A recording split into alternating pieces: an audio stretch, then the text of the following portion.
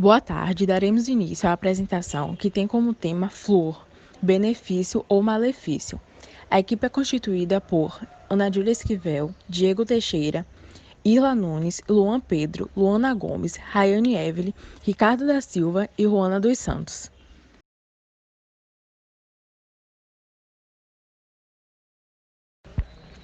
O fator a ser considerado da necessidade da aplicação do flúor é o alto risco cariogênico, ou seja, alta propensão para o desenvolvimento da cárie. Apesar de ter flúor na água, não é o suficiente. É necessário as aplicações tópicas do flúor, que são realizadas no consultório odontológico, pois contém uma alta concentração do flúor em relação à água e o creme dental. A avaliação do risco da cárie sempre deve ser feita. Sendo assim, as características que determinam esse risco são quantidade de biofilme, tipo de dieta, se o paciente tem a dieta rica em carboidratos, fluxo salivar, capacidade de tampão da saliva e fluoretos, se existe a presença deles no meio bucal. Não há uma contraindicação. O perigo, na verdade, é devido à alta ingestão. Então, quando ingerido em excesso, durante um longo período, o que obviamente vai contra as instruções de uso, né? O flúor ele pode provocar uma intoxicação chamada de fluorose, como vocês podem ver na imagem 1, na qual surgem manchas brancas que posteriormente vão evoluindo para manchas marrons. É possível ocorrer também um quadro de intoxicação aguda após uma ingestão de grande quantidade de flúor em um único episódio. E aí fica caracterizado por náuseas, por vômitos e uma dor abdominal. Isso ocorre principalmente em crianças. Elas utilizam uma pasta de dente com sabores para tornar até a prática da escovação mais agradável. Bom, então quer dizer que deve-se utilizar uma pasta de dente sem flúor? Aí depende, principalmente para criança. Na escola, por exemplo, já que normalmente não se tem o controle da quantidade e de como a escovação é feita, aí sim é recomendado uma pasta sem flúor. Porém, se for utilizar uma pasta com flúor, um adulto é quem deve colocar a quantidade certa na escova, como vocês podem ver na imagem 2. Então, tudo começa do tamanho de um grão de arroz até chegar ao tamanho de uma ervilha. Bem, gente, agora a gente vai falar um pouco sobre o mecanismo de ação do flúor. E para começar esse assunto, nós vamos falar sobre como o flúor previne a cárie. Bem, nesse aspecto, cabe destacar que no cenário atual há um consenso de que o flúor importante mesmo é aquele que é mantido constante na cavidade bucal do indivíduo. Pois esse flúor mantido nessa cavidade bucal, ele é capaz de interferir com a dinâmica do processo de cárie, reduzindo a quantidade de minerais perdidos quando ocorre a desmineralização e ativando a quantidade resposta quando ocorre a remineralização salivar. Bem, com isso, a gente pode notar que o flúor, ele não interfere nos fatores responsáveis pela ocorrência da doença cárie, ou seja, ele não interfere na formação de placa bacteriana, ele não interfere na transformação de açúcares. O que faz com que a gente perceba, o que demonstra que o flúor, de forma isolada, ele não impede que a doença cárie ocorra e só mostra a importância do controle de placa e da dieta para que se alcance um efeito máximo desejado com a ação do flúor. Então, ele não age sozinho, ele age em conjunto, né? Nesse sentido, quer dizer, apesar disso, o flúor é extremamente eficiente ao reduzir a progressão da doença cárie. Ele é visto nesse aspecto como algo preventivo, ele previne a doença cárie. Porque essa doença é um fenômeno essencialmente físico-químico, porque quando o açúcar é convertido em ácido pela placa, atinge um pH crítico para a dissolução dos minerais à base de apatita, que é quando ocorre a desmineralização. E, contudo, devido à presença de flúor no meio bucal, uma certa quantidade desses minerais é simultaneamente resposta na forma de fluorapatita. Aí, quando o pH retorna ao normal, a saliva naturalmente tenta repor os minerais perdidos pelos dentes, sendo esta propriedade remineralizante ativada pela simples presença do flúor no meio bucal. Como resultado do efeito do flúor, reduzindo a desmineralização e ativando a remineralização, há uma perda líquida de minerais menor do que se não houvesse o flúor presente na cavidade bucal.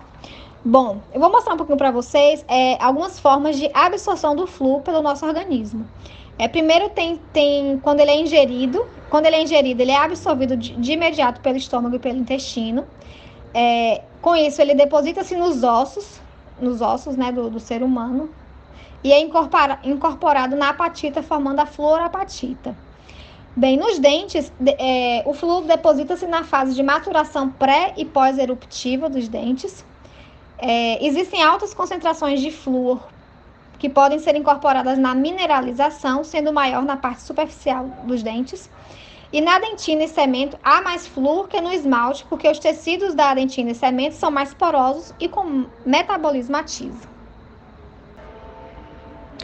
Bem, gente, agora a gente vai falar um pouco sobre qual dentifrício usar. Primeiramente, a gente deve levar em consideração que os dentifrícios, eles têm como função, uma das funções, né, levar à cavidade bucal substâncias que auxiliem na redução da cárie, na redução de doenças gengivais e periodontais. Eles tratam a placa bacteriana, a cárie, no sentido do processo de desmineralização, remineralização. Auxiliam também no tratamento de hipersensibilidade dentinária, dentre diversas outras causas.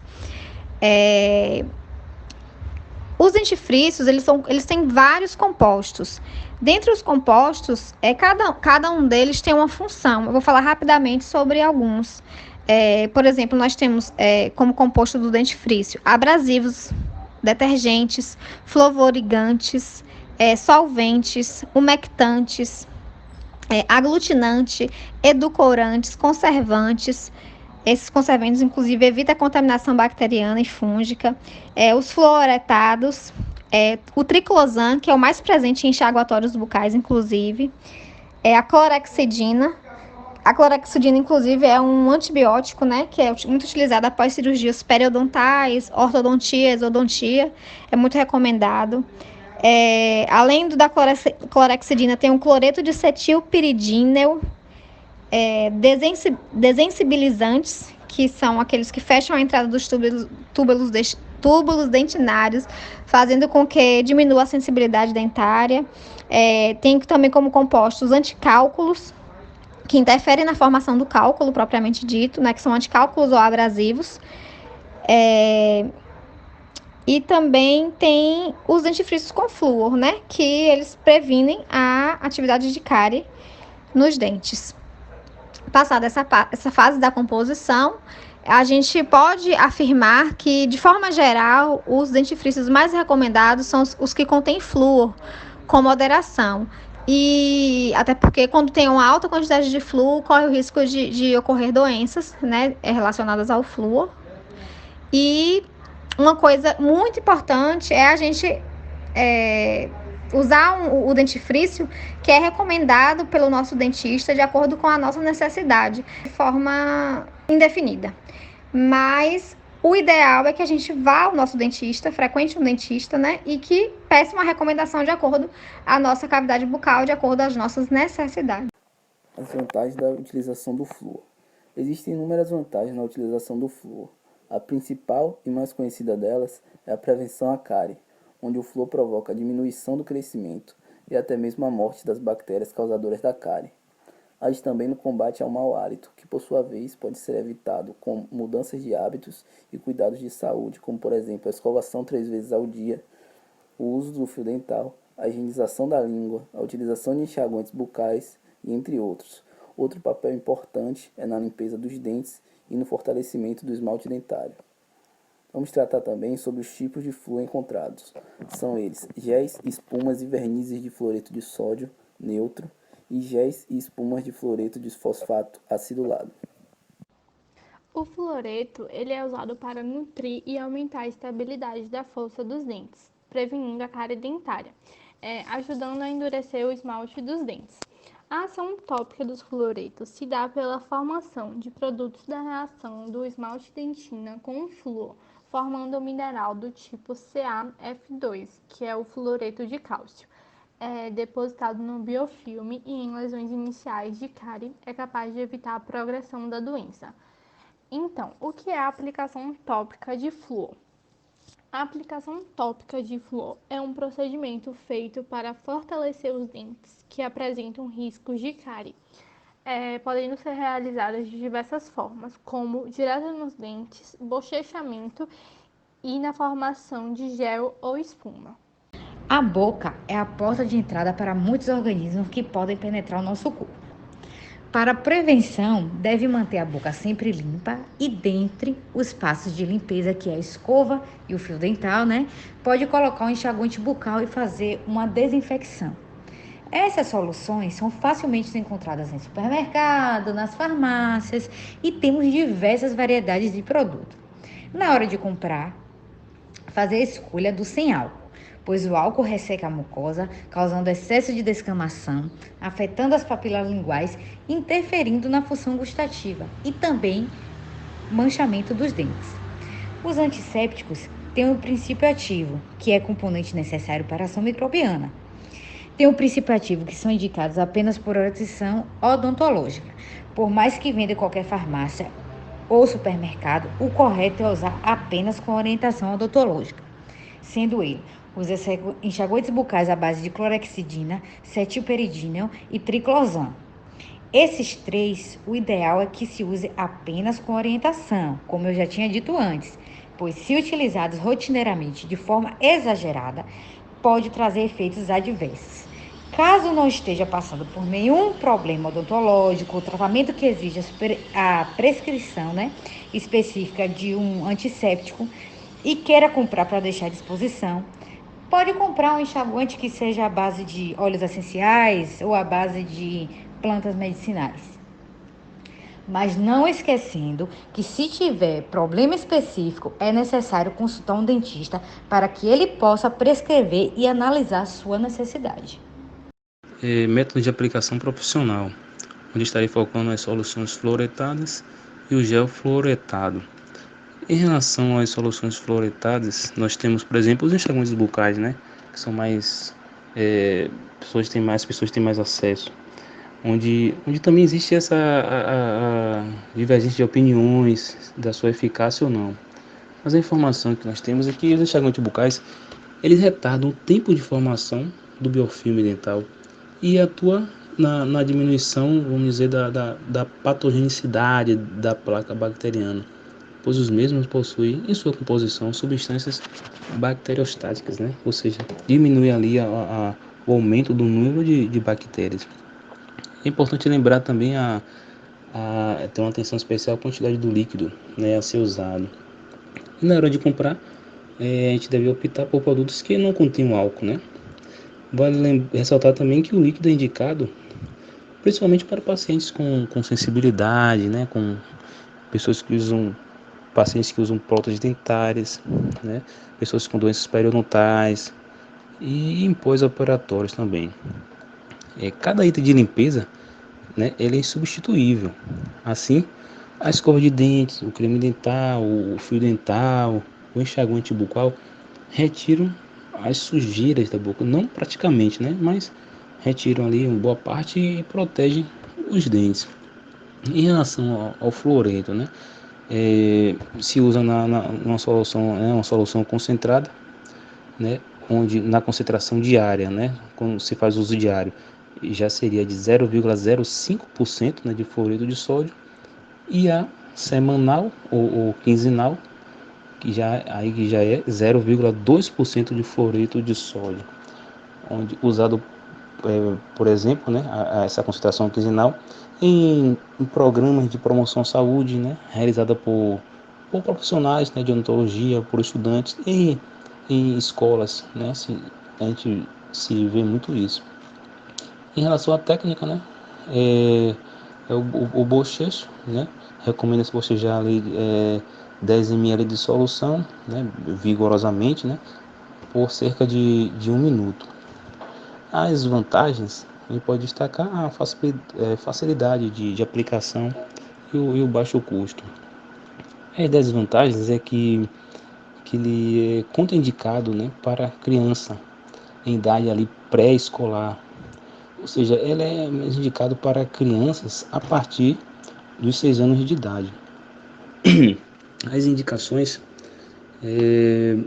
a gente pode destacar o seguinte, que ele é recomendado para populações nas seguintes, em algumas situações, como por exemplo, a exposição à água de abastecimento sem flúor, a exposição à água de abastecimento com teores de fluorito abaixo da concentração de cada, que é 0,54 ppm de flúor.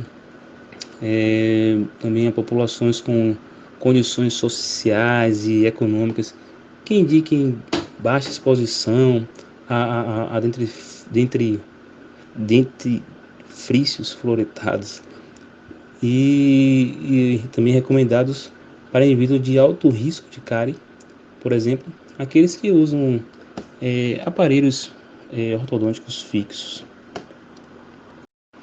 Em relação aos géis, né, que é o gel contendo flúor, esse já não é vendido livremente. Ele é concebido para ser usado por profissionais, né, da área de odontologia. Ou seja, ele é mais restrito ali ao ambiente do consultório ou de uma clínica odontológica. A técnica de aplicação se usa, por exemplo, roletes de algodão, né? O dentista faz ali a aplicação, né? Claro, normalmente depois da limpeza bucal, né? Ou seja, da profilaxia bucal. Aí no final aplica-se o flúor. Aí recomenda-se, né, ficar 30 minutos, né, sem comer ou beber água. As vantagens, a gente pode destacar, por exemplo, é o seguinte: como a frequência de aplicação é de 2 a 3 vezes por ano, né, normalmente 2 vezes, né, já que recomenda-se ir ao dentista a cada 6 meses, então possibilita que um mesmo grupo de profissionais, né, tenha uma maior cobertura quando comparado aos bochechos, né, ou seja, o dentista tem um controle, né, maior do uso. Ele também não há risco de fluorose dentária, pois apesar da alta concentração, né, a frequência do uso é baixa. Em relação às indicações, é o seguinte: tem as mesmas situações mencionadas para o uso dos bochechos. Agora, a gente pode acrescentar a recomendação do uso em populações onde métodos de frequência são difíceis, né? Por exemplo, populações isoladas ou distantes, né, dos centros urbanos. Agora eu irei falar sobre os vernizes. Os vernizes eles são materiais aderentes à superfície dentária com o objetivo de reagir com a superfície dental e manter uma liberação de flúor para o ambiente bucal por um período maior de tempo. Nas técnicas dos vernizes, recomenda-se no mínimo 2 aplicações anuais para pacientes com atividade de cárie ou com história passada de alta experiência de cárie. Em âmbitos de programas de saúde pública ou coletiva, recomenda-se de 2 a 4 aplicações anuais e é necessária a limpeza prévia dos dentes por meio da escovação, posterior secagem e isolamento relativos. As vantagens do uso do verniz é que ela pode ser usada em populações em idade pré-escolar e não há nenhum risco de fluorose dentária na frequência recomendada e é de fácil aplicação. A desvantagem é que necessita de limpeza prévia e secagem dos dentes para a retenção do verniz. As indicações do verniz são as mesmas indicadas para o uso de gel. O custo e questões operacionais devem ser considerados e há de se considerar que a aplicação é individual.